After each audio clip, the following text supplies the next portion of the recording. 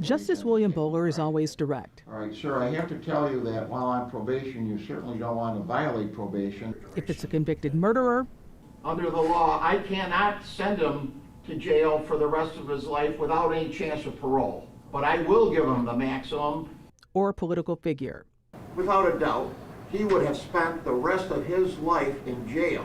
The Center for Community Alternatives has issues with the longtime justice's record. Justice Boller's record is quite concerning. They claim it is marked with excessive and illegal sentences and constitutional violations.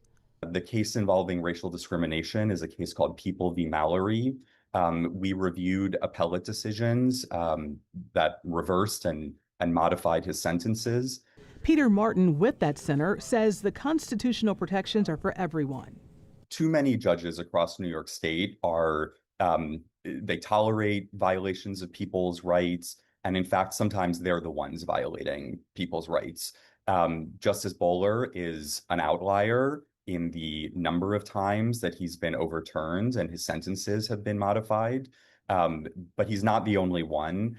The governor can nominate Boller to fill a vacancy on the Supreme Court as he nears the standard mandatory retirement age. I reached out to the judge, and in a lengthy statement, he wrote about his 41 years as a judge, and he's proud of it, saying that he feels strongly that the Center for Community Alternatives has twisted and distorted his record, and that he always planned to retire at 70. And when it comes to sentences, he says his record on sentencing will show that those convicted of nonviolent crimes have many times received rehabilitative services.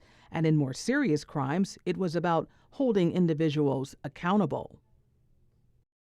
And you can read the judge's entire statement right now on WGRZ.com.